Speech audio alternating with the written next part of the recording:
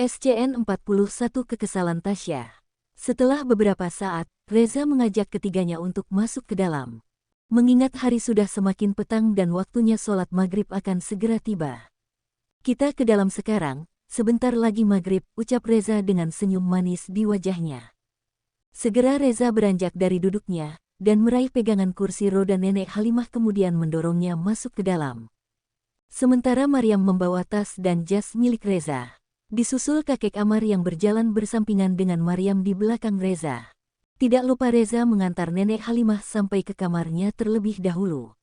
Melihat Reza yang fokus pada kakek Amar dan nenek Halimah, Maryam memilih untuk langsung ke kamarnya untuk menyiapkan keperluan Reza. Maryam segera menyiapkan air untuk Reza mandi dan menyiapkan baju yang akan dikenakan suaminya. Tidak lama, Reza pun telah berada di kamar. Melihat Maryam yang fokus dengan beberapa pakaiannya, Reza segera mendekat dan memeluk Maryam dari belakang. "Mas, ngagetin aja sih," ucap Maryam. "Mas mandi dulu, airnya sudah Maryam siapkan," ucap Maryam lagi. Bukan menuruti ucapan Maryam, Reza hanya bergeming, dengan semakin erat melingkarkan kedua tangan kekarnya di pinggang Maryam. Sejenak Reza berpikir untuk menceritakan pertemuan dirinya dengan Tasya di kantor tadi, hanya saja Reza urung untuk mengatakan. "Mas," ucap Maryam lagi yang melihat suaminya tetap diam. Ucap Reza dengan gagap. "Mas." Reza melamun. Tanya Mariana kemudian. Enggak sayang, aku hanya sedikit lelah hari ini," ucap Reza kemudian. "Lelah?" tanya Maryam kemudian. Reza hanya mengangguk di celekuk leher Maryam dengan tenang. Dengan sesekali menghirup aroma sampo dari rambut Maryam yang terikat sekenanya. Ada sedikit perasaan aneh yang Maryam rasakan, namun ia urung untuk menanyakan. "Harum sekali sayang," ucap Reza dengan suara lirih. "Mas, mandi dulu ya, setelah itu kita sholat maghrib," ucap Maryam lembut dengan senyum manis di bibirnya. Mendengar penuturan Maryam, Reza bergegas mengembalikan fokus dirinya yang sempat menghilang sebelumnya entah kemana. Keduanya lantas melakukan aktivitas masing-masing, Reza dengan kegiatan membersihkan diri dan Maryam mempersiapkan sajadah untuk keduanya sholat berjamaah. Tak berselang lama Reza telah selesai dan telah siap dengan wudhu dan baju koko kurta yang telah dia kenakan juga sarung yang telah rapi melingkar di pinggang. Maryam pun telah siap pula menunggu imamnya di atas sajadah. Keduanya lantas melaksanakan sholat berjamaah, terlihat khusyuk di antara keduanya melaksanakan sholat berjamaah. Begitu juga dengan Reza yang semakin banyak menghafal surah Al-Quran. Tekadnya untuk belajar dan berubah menjadi lebih baik selalu dia lakukan. Hal ini tidak lepas dari bantuan Ustadz Hamzah yang dia dapuk menjadi guru pribadinya dalam belajar agama sekaligus penasihatnya. Reza sangat meningkat sebuah nasihat yang disampaikan oleh Ustadz Hamzah ketika dirinya tengah berkunjung untuk belajar mengenai beberapa hal dalam Islam yang belum Reza ketahui. Menjadi suami dan bapak ideal dalam rumah tangga. Tentu ini dambaan setiap lelaki, khususnya yang beriman kepada Allah Ta'ala dan hari akhir. Dan tentu saja ini tidak mudah kecuali bagi orang-orang yang dimudahkan oleh Allah Ta'ala. Sosok kepala rumah tangga ideal yang sejati, Rasulullah Shallallahu Alaihi Wasallam pernah bersabda, "Sebaik-baik kalian adalah orang yang paling baik dalam bergaul dengan keluarganya dan aku adalah orang yang paling baik dalam bergaul dengan keluargaku." 1. Karena kalau bukan kepada anggota keluarganya seseorang berbuat baik, maka kepada siapa lagi dia akan berbuat baik? Bukankah mereka yang paling berhak mendapatkan kebaikan dan kasih sayang dari suami dan bapak mereka karena kelemahan dan ketergantungan mereka kepadanya? 2. Kalau bukan kepada orang-orang yang terdekat dan dicintainya seorang kepala rumah tangga bersabar menghadapi perlakuan buruk, maka kepada siapa lagi dia bersabar?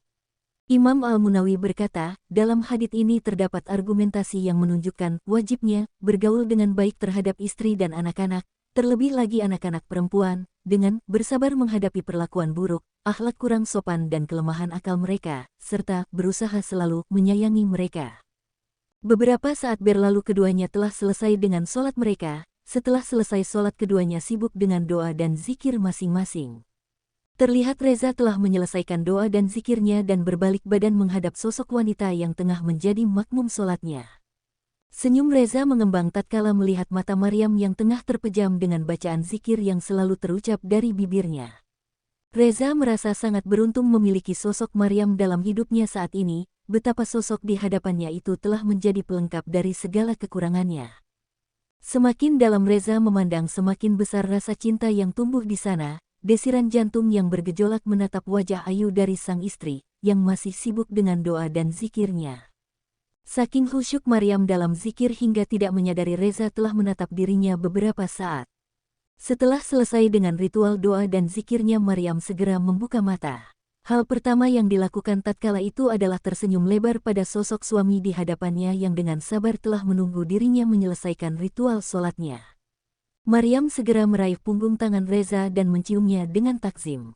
Setelah itu Reza pun membingkai wajah Maryam dan mendaratkan sebuah kecupan manis di puncak kepala Maryam. Kemudian Reza meraih tubuh ramping Maryam dan mendekapnya penuh erat. Serasa tidak ingin jauh dari sang istri. "Aku merindukanmu sayang," ucap Reza spontan dengan melingkarkan pelukan di tubuh ramping Maryam. "Oh ya," jawab Maryam kemudian. "Tentu saja. Bahkan aku di kantor tidak bisa fokus," jawab Reza dengan memajukan bibirnya. Maryam terkekeh mendengar jawaban dari Reza. "Rasanya ingin cepat pulang dan mengurungmu di tempat ini sepanjang hari," ucap Reza lagi. Maryam hanya menggelengkan kepala mendengar ucapan Reza yang sangat lucu. "Pantas saja kakek bilang Mas Reza akhir-akhir ini pulang lebih awal," ucap Maryam kemudian. "Tentu saja. Mana mungkin aku melewatkan pesona istriku ini," ucap Reza dengan nada congkak. Maryam semakin geli dibuatnya. Sudah, kita sudah ditunggu kakek dan nenek di meja makan," ucap Maryam dengan suara lembut. Reza masih betah, dan enggan beranjak, masih ingin menghabiskan waktu lebih lama bersama Maryam. "Mas," panggil Maryam lagi. Ucap Reza singkat dengan semakin mengeratkan pelukannya. "Ayo, kita sudah ditunggu Mas, kasihan kakek dan nenek," ucap Maryam lagi. "Sebentar lagi, aku masih ingin seperti ini," jawab Reza sekenanya. Maryam merasa kesal dengan ucapan Reza. Maryam merasa tidak enak hati jika harus membuat dua orang tua kakek dan neneknya menunggu lebih lama untuk makan malam. "Mas, kita bisa lanjutkan nanti lagi," ucap Maryam dengan memajukan bibirnya, merasa kesal dengan Reza. "Benarkah?" sergah Reza kemudian. "Tentu saja Mas, kita masih punya banyak waktu," ucap Maryam kemudian. "Baiklah," ucap Reza penuh semangat. Setelah kegiatan drama keduanya, akhirnya Reza dan Maryam bergegas menemui kakek dan nenek Halimah di meja makan. Benar saja keduanya telah menunggu sepasang suami istri yang sedang dimabuk asmara tersebut. Seorang wanita tengah berada pada puncak kemarahan, dengan emosi yang meledak-ledak, tangan yang senantiasa mengepal dan rahang yang mengeras menahan segala rasa dalam dada. Tasya yang tengah berada di apartemen mewah miliknya, dengan perasaan dan hati yang tengah bercampur aduk. Merasa dirinya diabaikan oleh mantan suaminya yang dulu sangat tergila-gila dengannya. Bahkan Tasya merasa sangat frustasi dengan dirinya sendiri. "Arg!" teriakan Tasya, menghambur benda apapun yang ada di sekitarnya. Pecahan kaca yang berhambur di mana-mana, kamar yang semula bersih dan rapi mendadak bagai diterjang badai angin. Tasya yang malam ini begitu kesal dengan Reza juga dengan dirinya sendiri mengamuk membabi buta, berteriak menangis dan meraung. Rasa sesal bercampur kemarahan menjadi satu dalam dada, menyesali semua yang telah terjadi, dengan begitu mudahnya meninggalkan seseorang yang dianggap aset baginya. Bagaimana tidak Tasya menganggap Reza sebagai aset, Reza yang sangat memanjakannya dan akan selalu memenuhi segala keinginan dan permintaannya. Tidak pernah sekalipun mengatakan tidak pada Tasya. Reza yang selalu mengutamakan dan menomer satukan Tasya. Hal itu membuat Tasya hampir-hampir tidak percaya dengan ucapan yang baru saja siang tadi dia dengar langsung dari mulut mantan suaminya. Terlebih mengingat masa-masa kuliahnya dulu, bahkan Reza rela berdebat dengan sahabatnya Tama, hanya untuk memperebutkan dirinya. Rela beradu mulut hingga beradu jotos hanya untuk mendapatkan cinta dari Tasya. Tapi melihat Reza yang sekarang sungguh jauh berbeda dengan yang dia kenal dulu. Reza yang selalu mencintai dan mengutamakan dirinya. Hal itu sangat membuat Tasya merasa geram dan tidak rela jika Reza berpaling darinya dan melupakan dirinya begitu saja.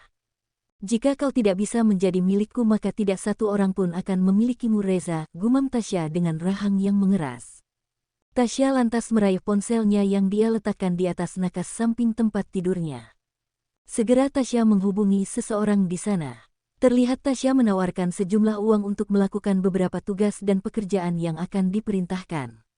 Tidak berselang lama Tasya memberikan instruksi untuk mencari informasi tentang kehidupan mantan suaminya saat ini. terutama mencari informasi tentang seseorang yang saat ini tengah dekat dengan sosok mantan suami. *****. Berbeda dengan Tasya yang tengah dibakar api cemburu dengan perasaan yang tidak menentu. Reza dan Maryam justru sedang menikmati indahnya madu asmara.